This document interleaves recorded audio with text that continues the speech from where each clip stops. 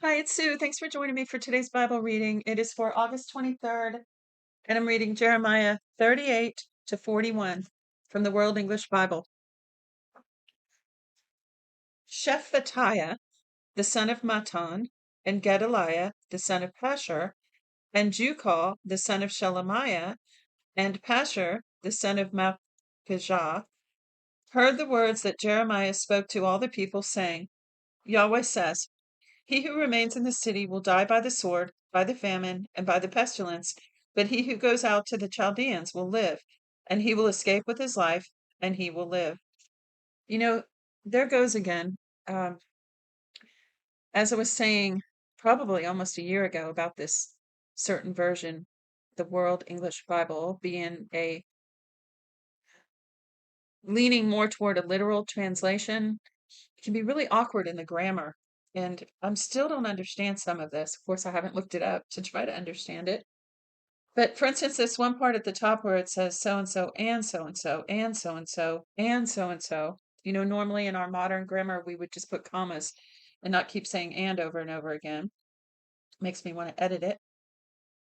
But being that literal translation, that's how it comes through. But what I don't get is why that sentence is like that, but then they'll come into one that's more in line with our modern grammar rules, and it's just fine and easy to read and easy to listen to. Kind of funny like that.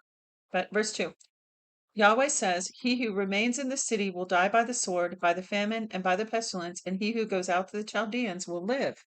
Now, remember that went with the other day. He's saying, Look, just submit to them and go with them, and you'll be fine. Don't rebel, don't fight. I think that's fascinating. God, he's already made up his mind. I tried to warn you. Verse 3 Yahweh says, This city will surely be given into the hand of the army of the king of Babylon, and he will take it. Then the princes said to the king, Please let this man be put to death, because he weakens the hands of the men of war who remain in the city, and the hands of all the people in speaking such words to them. For this man doesn't seek the welfare of this people, but harm. Now, see, I don't intend to keep talking through this whole reading today. I intended to just get on, read it, and get off for the sake of time, but I can't help it. So here we have Jeremiah speaking truth. This is a perfect example of what we don't want to do. This is one that we can really apply to our own life, okay? In the natural, just leaning on our own understanding, just following human logic, which is generally a good idea. But in this case with these guys, it wasn't. So generally by human logic, it seems like they're right. But what does the Bible say? Lean not on your own understanding, but in all your ways acknowledge him, and he will direct your path. So here they're saying, look, we don't, you're affecting the morale of the warriors, telling them that they can't win, just surrender. And they want to put Jeremiah to death because of it. But in reality, Jeremiah is speaking the truth directly from the Lord, and they don't have ears to hear, and they're going to end up in trouble because of it. That should be fair warning to any of us to seek first the kingdom of God and his righteousness, right? Yes, use wisdom and logic and science and facts and use our brain, don't throw it away, but follow the Holy Spirit. Verse 5 Zedekiah the king said, Behold, he is in your hand, for the king can't do anything to oppose you. Then they took Jeremiah and threw him into the dungeon of Malchijah, the king's son, that was in the court of the guard. They let down Jeremiah with cords. In the dungeon there was no water, but mire, and Jeremiah sank in the mire. Oh, it's horrible. Sounds like some of those Vietnam prisoner of war camps. Verse 7 Now when Ebed-Melech the Ethiopian, a eunuch who was in the king's house, heard that they had put Jeremiah in the dungeon, the king was then sitting in Benjamin's gate. Ebed-Melech went out to the king's house and spoke to the king, saying, My lord the king, these men have done evil in all that they have done to Jeremiah the prophet, whom they have cast into the dungeon. He's likely to die in that place where he is, because of the famine, for there is no more bread in the city. Then the king commanded Ebed-Melech the Ethiopian, saying, Take from here 30 men with you, and take up Jeremiah the prophet out of the dungeon before he dies. So Ebed-Melech took the men with him and went into the house of the king under the treasury, and took from there rags and worn-out garments, and let them down by the cords into the dungeon to Jeremiah. Ebed-Melech the Ethiopian said to Jeremiah, Now put these rags and worn out garments under your armpits, under the cords. Jeremiah did so. So they drew up Jeremiah with the cords and took him out of the dungeon, and Jeremiah remained in the court of the guard. Then Zedekiah the king sent and took Jeremiah the prophet to himself in the third entry that is in Yahweh's house. Then the king said to Jeremiah, I will ask you something. Hide nothing from me. Then Jeremiah said to Zedekiah, If I declare it to you, will you not surely put me to death? If I give you counsel, will you not listen to me? You can imagine Jeremiah was probably pretty ticked by then. Probably on the verge of tears, so mad, so angry. I mean, you have to kind of dramatize some of this stuff. This was major tension going on. Verse 16. So Zedekiah the king swore secretly to Jeremiah, saying, As Yahweh lives, who made us this soul, I will not put you to death, neither will I give you into the hand of these men who seek your life. Then Jeremiah said to Zedekiah, Yahweh, the God of armies, the God of Israel, says, If you will go out to the king of Babylon's princes, then your soul will live, and the city will not be burned with fire. You will live along with your house. But if you will not go to the king of Babylon's princes, then the city will be given into the hand of the Chaldeans, and they will burn it with fire, and you won't escape out of their hand.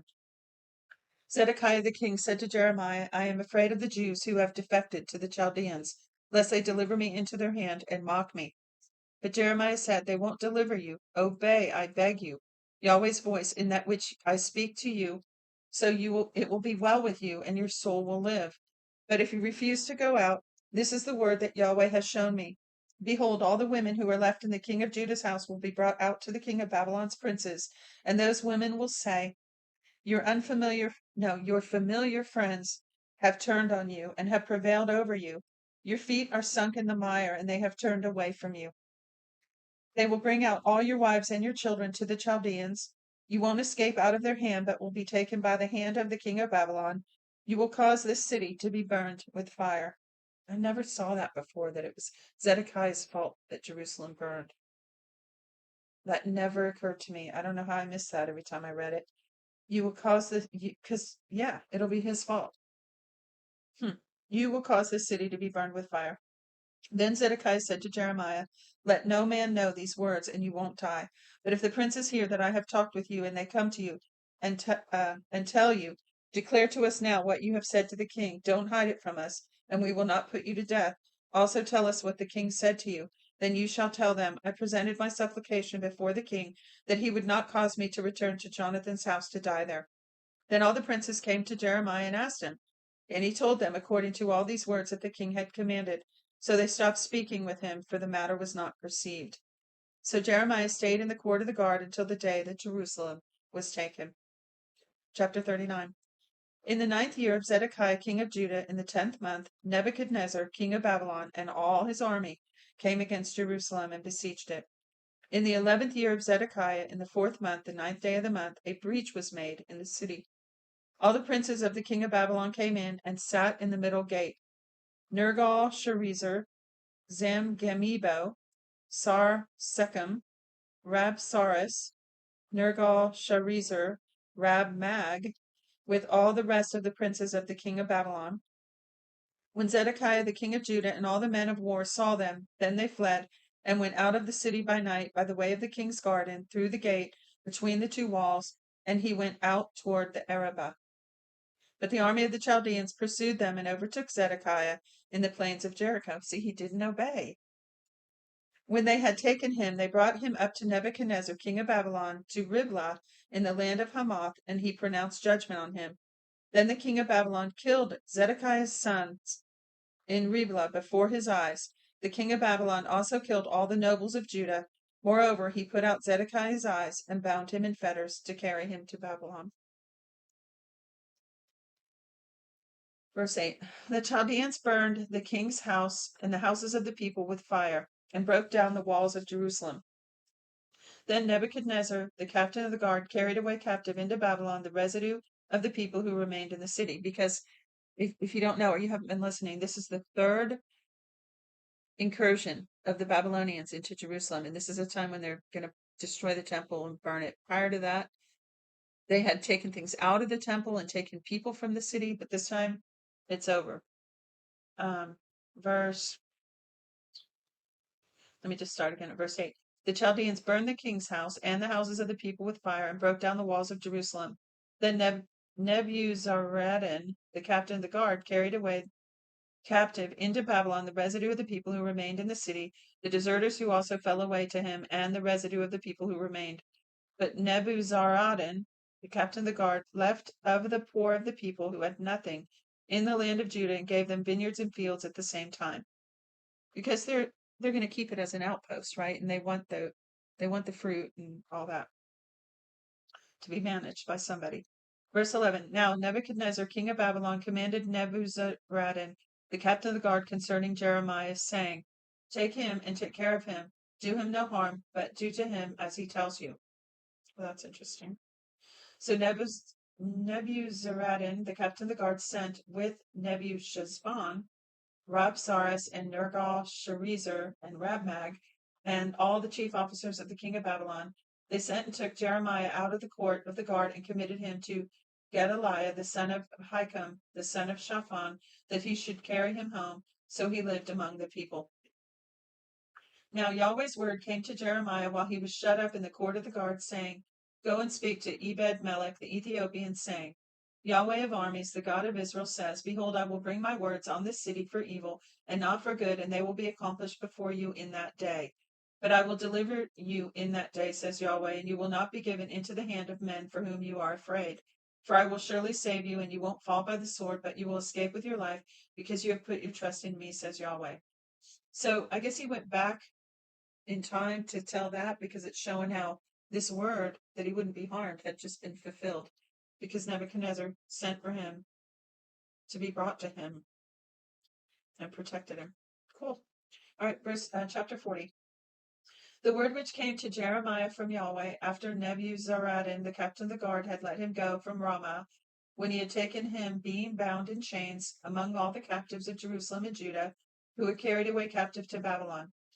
So I guess Nebuchadnezzar must have gotten word that Jeremiah was speaking kind of on his behalf, that Jeremiah was speaking something that Nebuchadnezzar would want to hear, that he was going to have victory over this city. It's so interesting.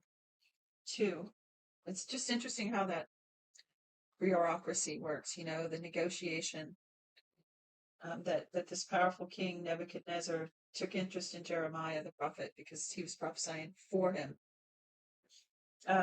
Verse 2. The captain of the guard took Jeremiah and said to him, Yahweh your God pronounced this evil on this place, and Yahweh has brought it and done according as he spoke. Because you have sinned against Yahweh and have not obeyed his voice, therefore this thing has come on you. Now behold, I release you today from the chains which are on your hand. It seems good to you to come with me into Babylon. Come, and I will take care of you. But if it seems bad to you to come with me into Babylon, don't. Behold, all the land is before you. Where it seems good and right to you to go, there go. Now, while he had not yet gone back, go back then, he said, to Gedaliah the son of Ahikam, the son of Shaphan, whom the king of Babylon has made governor over the cities of Judah, and dwell with him among the people, or go wherever it seems right to you to go. So the captain of the guard gave him food and a present and let him go. Then Jeremiah went to Gedaliah the son of Ahikam to Mitzpah, and lived with him among the people who were left in the land. So he went with the governor who was Nebuchadnezzar had put him in place there to keep Jerusalem or Judah. Excuse me. Verse 7. Now when all the captains of the forces who were in the fields, even they and their men, heard that the king of Babylon had made Gedaliah the son of Ahikam governor over the land, and had committed to him men, women, children, and of the poorest of the land, of those who were not carried away captive to Babylon, then Ishmael the son of Nethaniah, and Johanan and Jonathan the sons of Kareah, and Sariah the son of Tanhumeth, and the sons of Iphi, the Netophathite, and Jezaniah the son of Mechathite, they and their men came to Gedaliah to Mitzvah. Gedaliah the son of Ahikam, the son of Shaphan, swore to them and to their men, saying, don't be afraid to serve the Chaldeans. He must have been talking to Jeremiah, huh? Don't be afraid to serve the Chaldeans. Dwell in the land and serve the king of Babylon, and it will be well with you.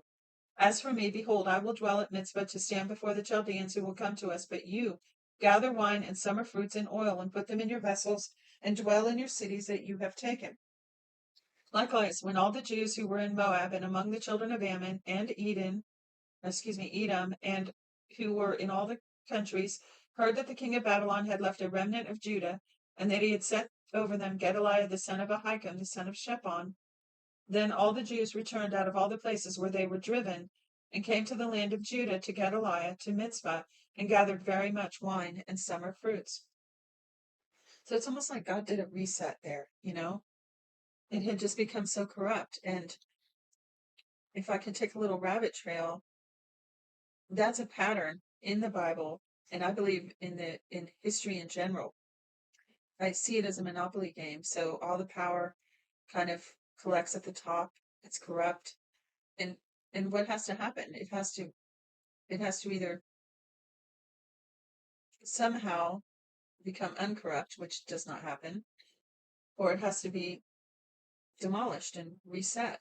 That government has to collapse all the way until the time of the Antichrist, when it'll finally be let go completely to come to its apex.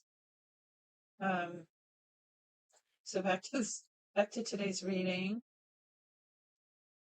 Moreover, Johanan the son of Kareah and all the captains of the forces who were in the fields came to Gedaliah to Mizpah and said to him, "Do you know that Baalis, the king of the children of Ammon, has sent Ishmael the son of Nethaniah to take your life?"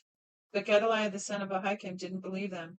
Then Johanan the son of Kareah spoke to Gedaliah in Mizpah secretly, saying, "Please let me go, and I will kill Ishmael the son of Nethaniah, and no man will know it. Why should he take your life, that all the Jews who are gathered to you should be scattered, and the remnant of Judah perish?" But Gedaliah the son of Ahikam said to Johanan the son of Kareah, "You shall not do this thing, for you speak falsely of Ishmael." Chapter 41, last chapter. Now in the 7th month, Ishmael the son of Nethaniah, the son of Elishama, of the royal offspring, and one of the chief officers of the king, and 10 men with him, came to Gedaliah the son of Ahikam to Mizpah, where they ate bread together in Mizpah. Then Ishmael the son of Nethaniah arose, and the 10 men who were with him, and struck Gedaliah the son of Ahikam, the son of Shaphan, with the sword, and killed him, whom the king of Babylon had made governor over the land. Ishmael also killed all the Jews who were with him, with Gedaliah and Mizpah, and the Chaldeans who were found there, the men of war.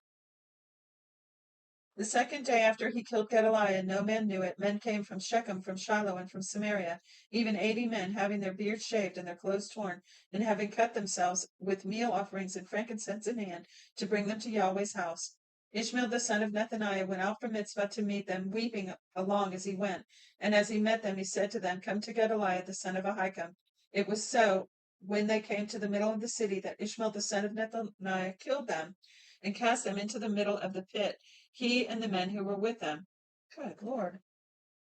But 10 men who were found among those who said to Ishmael, "Don't kill us, for we have stores hidden in the field of wheat and barley and oil and honey." So he stopped and didn't kill them among their brothers. Now the pit in which Ishmael cast all the dead bodies of the men whom he had killed by the side of Gedaliah, this was that which Asa the king had made for fear of Baasha king of Israel. Ishmael the son of Nethaniah filled it with those who were killed. Then Ishmael carried away captive all the people who were left in Mizpah, even the king's daughters, and all the people who remained in Mizpah, whom Nebuzaradan, the captain of the guard, had committed to Gedaliah the son of Ahikam. Ishmael the son of Nethaniah carried them away captive and departed to go over to the children of Ammon. But when Johanan the son of Kareah and the captains of the forces who were with him heard of all the evil that Ishmael the son of Nethaniah had done, then they took all the men and went to fight Ishmael the son of Nethaniah, and found him by the great waters that are in Gibeon.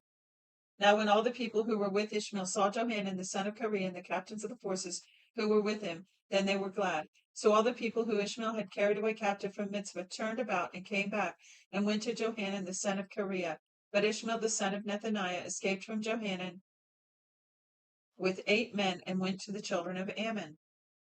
Then Johanan the son of Kareah and all the captains of the forces who were with him took all the remnant of the people whom he had recovered from Ishmael the son of Nethaniah from Mizpah, after he had killed Gedaliah the son of Ahikam, the men of war, and the women and children, and the eunuchs whom he had brought back from Gibeon. They departed and lived in Geruth Chimham, which is by Bethlehem, to go to enter into Egypt because of the Chaldeans. See, there they go, run into Egypt again. For they were afraid of them, because Ishmael the son of Nethaniah had killed Gedaliah the son of Ahikam, whom the king of Babylon made governor over the land. That is it for today's reading. Thanks for joining me. Be sure to feel free to comment, your thoughts or any knowledge you have about it, um, any discussion that you'd like to have, and check the description for helpful links, including how to get your free 1 year Bible. Till next time, God bless you.